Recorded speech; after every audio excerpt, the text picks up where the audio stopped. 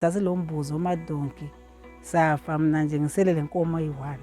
change is basically affecting every facet of our life. Already captioned the 2023 to 2024 El Nino as one of the worst in 40 years. Amazambane, indumba, itswetha, ungahamba khona uzathola kuchile mntanami kuye kulele phansi. Mina empilweni yami noma ngathi yethu, mina ngithi sengigugile. Anzange ndibone ilanga elitshisa ngalendlela. Uthi mawuthela amanzi lapha esilimo, kuvuka intuthu. Zara ichatisiya tisisina kana mbudzi kana huku. Nokuti tichitarisira kuti zvatetakatarisa mumunda andizvo zvatinowana. Since ngisengumntwana ndikumama lo baba. Ngize ngayenda I'm got 72 years. Qala ukubona lo nyaka. Yayikhona indlela but not le. We've been talking to the people around. They were saying they have never experienced such a drought. When it comes to temperature records, this year, most of the records are being broken, when it comes to surface temperatures. Actually, the latest reports from the World Met Organization indicate that February was the warmest on record. And I think this is really in line with the global warming trends. All the droughts that we went through in 2082, 92, and so forth, this one was the worst in 40 years. But what is an El Nino phenomenon? Over Southern Africa, our rainfall systems tend to shift into the oceans and leaving much of Southern Africa under sinking air. And that sinking air creates conditions that are very difficult for rainfall to form. So in most El Nino years, we tend to experience drought over much of Southern Africa, as is what is happening now. And the opposite happens in East Africa, where during an El Nino, they tend to get more rainfall. And the opposite of El Nino is actually called La Niña. Because of climate change, we are seeing the intensity of El Nino also changing. In most cases, you tend to get an El Nino event every 3 to 4 years. But now it's becoming very common to get an El Nino one after another. El Nino is a weather phenomenon which essentially causes low rainfall and increased temperature. So in the 2023 season, we observed the El Nino. There was less rainfall, and indeed we experienced a very late start to the season, which also ended up being very short and very sharp. If you reckon, the rains in the 2023-24 season only came day before Christmas in most areas. So those effective rains were late, and they persisted until mid-January, which was a very intense 2.5 weeks of rains. And at that time, the country turned from a below normal rainfall situation to an above normal rainfall situation. It caused the planting to proceed, but then the rains immediately and suddenly went away. There was a dry spell which persisted for over 45 days. No plant could survive. The effects of El Nino are being felt across all sectors of the economy, with drought being the main one. Kuchinja kurikuita mwaka kukanganisa zvikuru mararamenta vanhu nokatasa zvipfuwo zvatochengeta zvizhinji zvacho zvakaita semombe nechi kunobva kwasimuka zvirwere zvinouya nekuda kwekupisa ikoko. Kana vanochengeta dzingava huku dzinofa futi, hadzina kujairira mahitwave ari kuda iwawo ari kuuya. Idzo mbeu dzatiri kurima dzinoratidza kuti nenge kuda vanotoita zvemasidhi vachatokugadzira kuti mbeu dzinoenderana nezuva rakawanda kudai. Like in our case for Zimbabwe, where we have got some of our energy coming from hydro, the water resources that we need to generate electricity is under threat. We also have got problems with the health sector. We find that quite a number of diseases are now coming up because of the warmer temperatures that we're experiencing. Quite a number of areas are facing severe water shortages because of climate change. Just the high temperatures are causing a lot of evaporation from surface water bodies, but also in some cases because the rainfall patterns have changed, we've got limited underground water recharge. So quite a number of communities, they are facing challenges in accessing water, both for domestic purposes as well as for productive purposes. Like other countries in southern Africa, Zimbabwe is not spared from the effects of El Nino. Hakuna munga yacho yakangomira haina vana kaona yakangomira kudaro yakatumbuka asi haina chungu yakashaiwa mvura nyimo dzakangomira hadzina kana mwana hadzina kana kutofukwa yakashaiwa mvura. Zimbabwe is really at the epicenter of the effects of the current El-Nino-induced drought, but we also see parts of southern Zambia. It's been affected. Malawi is also affected. Parts of Mozambique are also affected. But then we've got countries like Botswana that seem to have accepted that, you know, their country is inherently dry. They don't seem to cry that much, even if there's below normal rainfall, because I think they have really organized their food systems in such a way that they can manage even when there's limited rainfall. So I think also the way we manage our river systems is really very critical. River systems can actually be our lifeline, you know, when it comes to dealing with some of these shocks. You can imagine countries like Egypt, you know, they don't get that much rainfall. Most of their agriculture is based on the Nile. And I think here in Zimbabwe, we also have got quite a number of perennial river systems that could be the anchor of our agricultural food security. The amount of rainfall that was received in many parts of the country is insufficient to sustainably support livelihood needs. Sifile kakhulu onyawuthi ondumba omumbu konke khabijodo angikaze ngikuthole empilweni nami lokho engazalwa.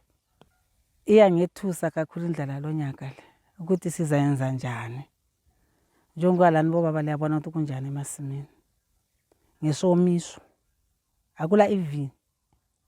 Mina sijayele ukuthola amabele. Kuzothi ngithola ama 1 time kugajopo. 1 time nyawuthi ithwethe onthole ama 1.5 khonapho umumbu nguchaye ijodo ngidle konke imfe ngisuthe labantu abamekhaya kodwa lonyaka somiso sikhona angakuthola empilweni yami. Zvilimwa muminda akuzowana vula yakakwana, so tona kuti zvilimwa zvinonga chimanga mapfunde zembwe kose akuzotama zvanana. Out of the 1.7 million hectares that we planted, we estimated to get 2.5 million metric tons of grains. I'm talking of grains because that is what largely defines for our food security. Our assessment from the crop, livestock and fisheries assessment that we did in April, we obtained for maize 634,699 metric tons. For sorghum, we got 82,063, and for pearl millet, we got 23,439, and for finger millet, rukweza, we got 4,070.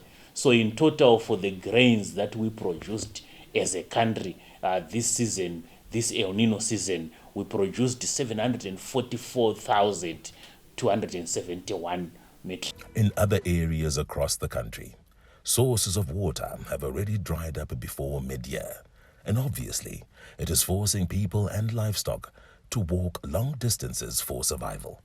Mvura ndio upenyu hwavanhu vese. Mvura ikavapo zvipfuwo zvinorarama, mbudzi dzinorarama. Chero muminda chaimoda tichitarisira kuti makanaka kana mvura ikange iriko. Asi nekushayikwa kwemvura izvo zvimombe zhinji zviri kutoenda kunogwedzerwa kuzvibhorani. Zvipfuwo zvakufamba nzendo dzakati rebei dzichienda kunotsvaga mvura yekumwa, dzichienda kuti zviwane kune mafuro because pazvinoenda kunomwa mvura zviri kudarika pasina mafuro.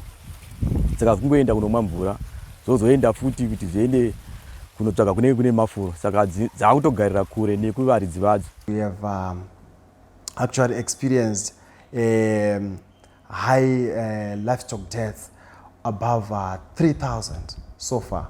The total cumulative rainfall received in Mberengwa is roughly around 300, which is insufficient to support crops from the germination stage until it is harvested. And also we see that livestock, which is one of their main economic arm, is failing to get enough water for drinking. And in normal farming season, we know that the rivers and the dams, waters will reach up to around the August, September, when we are expecting a new rain season. Livestock was affected earlier than the crops. In fact, we started losing cattle in Matabeleland, in Matabeleland North and South, in Masvingo. We lost in total by mid-January, we had lost over 9,300 head of cattle. Although the effects of climate change and consequently El-Nino-induced drought are being felt across southern Africa, the government of Zimbabwe and developmental partners have put in place a cocktail of measures to curtail its negative effects on humans and livestock. In Matabeleland South Province's Bulilima-Mangwe district, working with government, Oxfam is assisting by introducing small livestock projects which are adaptable to climate changes prevailing in the district. Indawo le iyachisa njalo masimini kuchile akula lutho. So siyakhangela sidobha khona okukhona okwezihla abantwana bezihlahla njengemqubampunzi.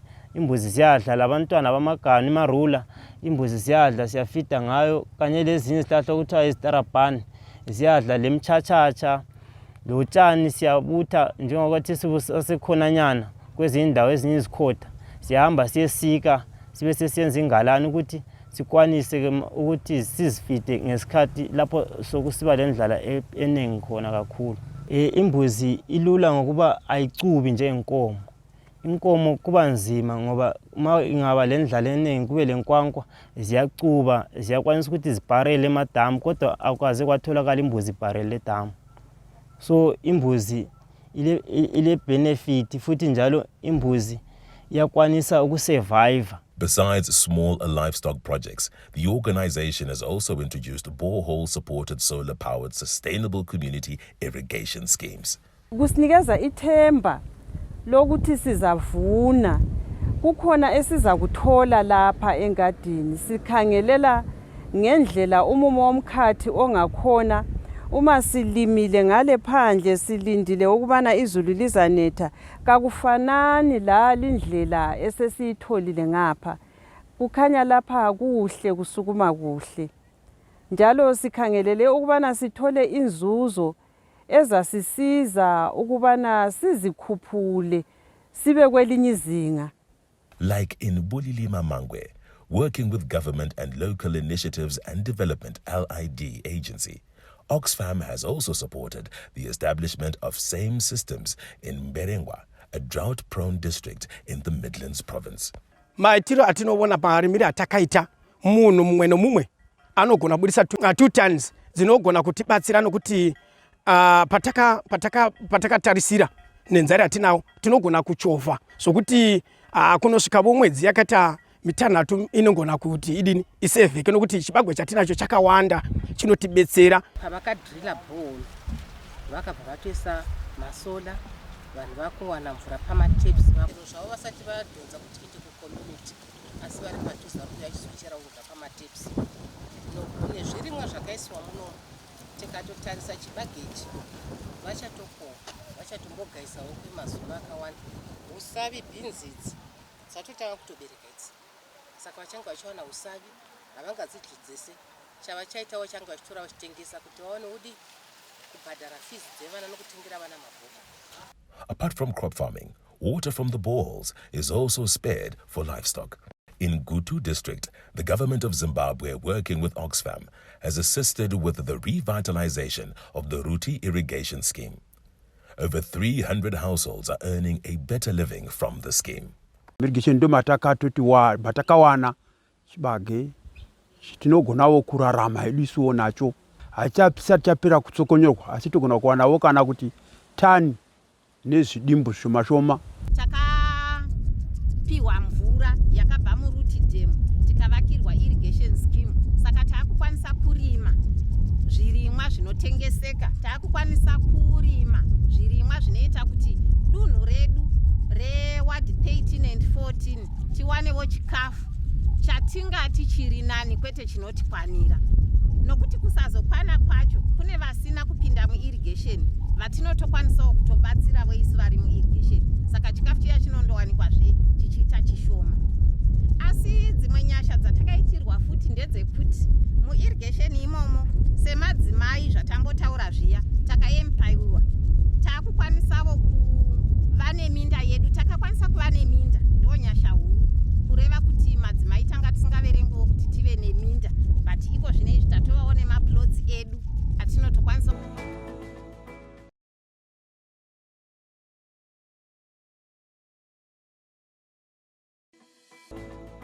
The revitalization and establishment of big and small irrigation schemes has brought hope and relief to many communities as people can now access wealth through farming. Patatanga irrigation, ndakavakawo dzimba, ndakatenga mombe, ndakadhirira bhoho yangu. Ndandine vana 4. Ndakagona kuvapinza chikoro vose vari 4 tichirima kuirrigation. Ndakandine mombe shoma asi ndava nadzo ndikatombosvika kuma 20. Pakazobuda January disease gore rapera dzakafa dzakawanda. Izvo ndasara ne15 ndo dzandinadzo. Mbudzi dzakawanda namakwai zviripo patari mabhinzi. Ndakatengesa dzimwe mombe 2 ndikawedza nemari yandandinayo ndikatenga chigayo chesadza. Chigayo chacho chiri pano pamusha pando pachiri. Gore rapera paseri ndakawedzera futi kuti nditenge chimwe chigayo chedovi chiri pano pamusha pano. Saka zvinobatsira vakapoteredza. Chero zvazvo kune nzara kumunda yekunze uku takakuwa chibage changu muna February. Izvozvi ndine mhuri 2 dzandiri kubatsira kupa chibage nenherera 2 dzandiri kubatsira kupa chibage. Ndapinda muirrigation ndakatenga ngoro iyo iripo iyo, ndikatenga masofa, ndikatenga makitchen unit, ndikatenga madhongi. Iko nodanga rangu razara ndaane ng'ombe dzakawanda zvikuru. Across the country, in partnership with developmental partners, government is also establishing agriculture-based business units to support communities to adapt to the effects of climate change. With the effects of climate change ravaging the marginalized communities and threatening food and job security, healthcare systems and livelihoods, conservation agriculture and adoption of drought-resistant crops like traditional grains that grow well under below normal rainfall is also encouraged. Vakafamba namapfunde masmall grains hai takabuda zviri nani. Mvura yekutobva haina kunaya zvakasimba kuti ndagana chera makomba nakati okungomaka muna Agasti sokudzidziswa kwatakaita isu. Saka hana kudzika budzikiro kwandaida. Ndobva ndamirira mvura yaDecember chizonaya musi wa9 December. Ndobva ndakatanga kufamba nemakomba angu. Ndobva takatanga kufidha. Ndichizodzvara musi wa12 December. Ndiro riri ramunobona bvunde iri. Kana mvura yainda tarisira matani 2 nokuda kwokuti akoshota mvura yomudenga. Saka iko ndiri kutarisira kuti ndingangoita 9 bags. Ndiri murimi akatanga kuita zvekurima nemakomba 2016-2017 season. Handina kuzviregera kusvika nhasi patiri pano nenyaya yekuti goho rangu rinoramba richikura. Handichadzoki mumashure. Ndiri kuramba nichiwana goho rangu rakanaka. Goho rangu inini regore rakapera kuine mvura ranga rakaita sezvachakaita chibage izvi. Gore rino kusina mvura ringori sezvariri. Zvichireva kuti inini muupenyu hwangu pfumvudza yamuropa rangu. These are the results.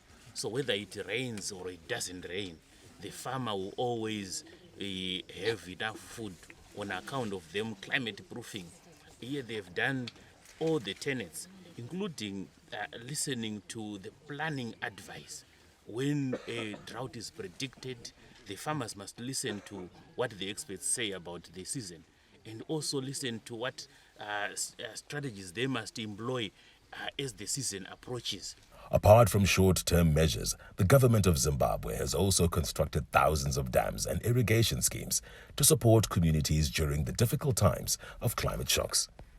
Government had chipped in rehabilitating irrigation schemes. Government has rehabilitated the Biri Extension irrigation scheme. We have Chamakudo irrigation scheme. A brand new irrigation scheme built by the Second Republic. It has got 209 hectares. And this scheme is going to be the largest scheme, the largest irrigation scheme in the Midlands province. We have Nyala irrigation scheme. We also have Mchembere irrigation scheme.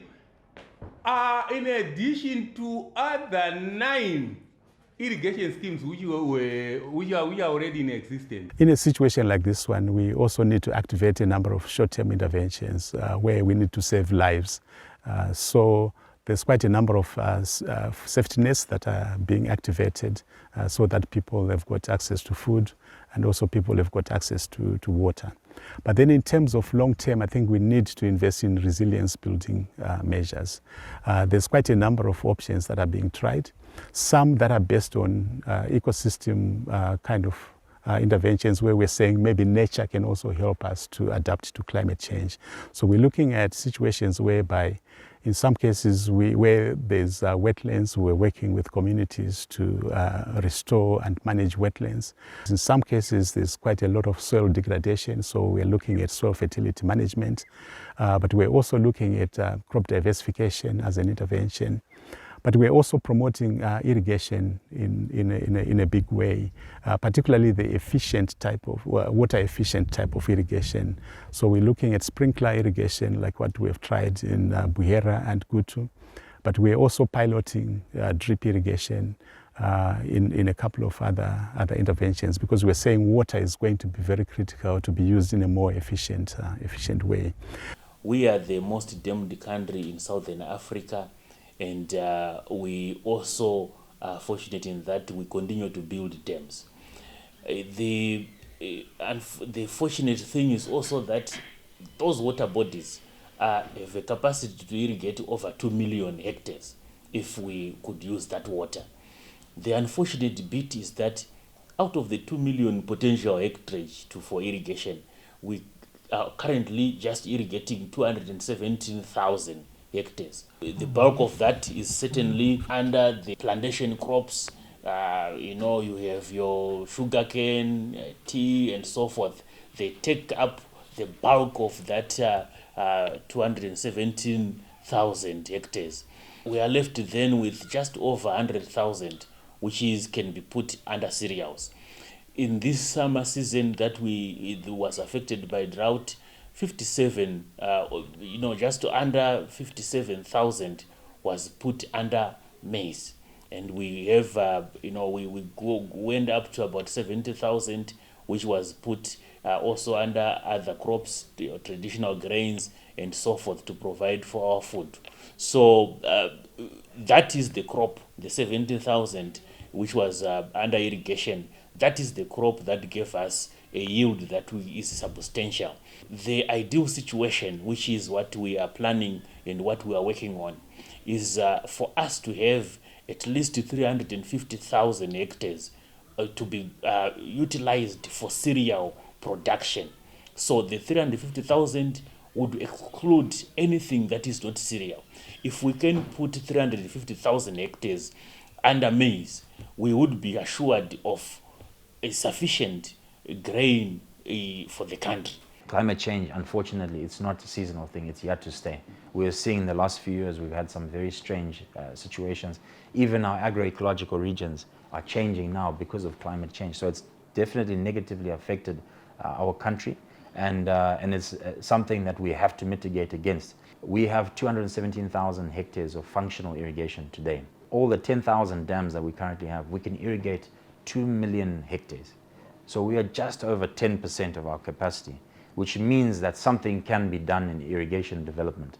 So the idea is we want to move our irrigation development from 217,000 hectares to 500,000 hectares as a country. Of the 500,000 hectares, we want 350,000 hectares only for cereal cropping. The other 150 can be for sugarcane, it can be for tobacco, it can be for coffee, for whatever else. But the 350,000 must be for cereal crops.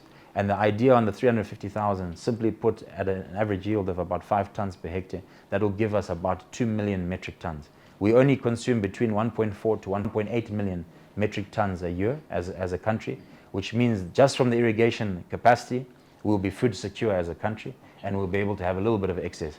And then we add Fumvudza, Then we add other conventional agriculture, we produce another 1 million to 2 million tons. So in a short period of time, we can produce 4 million to 6 million tons of a summer crop. We can also produce another 2 million tons of a winter crop.